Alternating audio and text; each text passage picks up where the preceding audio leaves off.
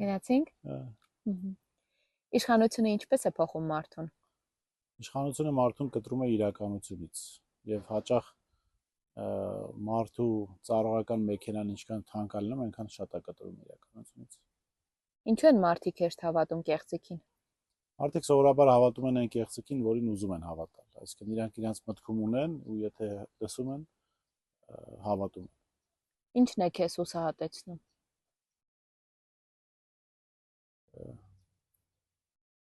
Երևի թե անտարբերությունը, որովհետև ցանկացած բանի դեմ կարելի է պայքարել,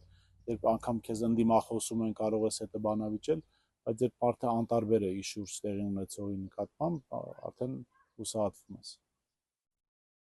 Ինչն է քեզ ուժ տալիս։ Ինձ ուժ է տալիս ցանկությունը ապրելու մեր երկրում եւ իհարկե ընտանիքը, ընկերները։ Քեզանից ով է նեղացած։ Ես կարծում եմ լրագրողներից շատերն են նեղացած, հատկապես երբևէ պետական պաշտոն զբաղեցրած մարդիկ կամ քաղաքականությամբ զբաղվողները։ Ում չէիր վստահի նույնիսկ 1 րոպե։ Կարծում պատասխանը ակնհայտ է Նիկոլ Փաշինյանը։ Քեզ վրա կոմպրոմատ հավաքել են։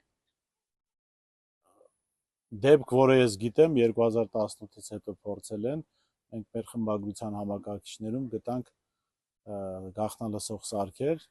բայց դա անիմաստ է, որտեղ այն ինչ որ մենք խմբագրությունում պատերի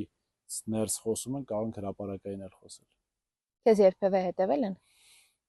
Էլի 18-ից հետո հետևել են, հետո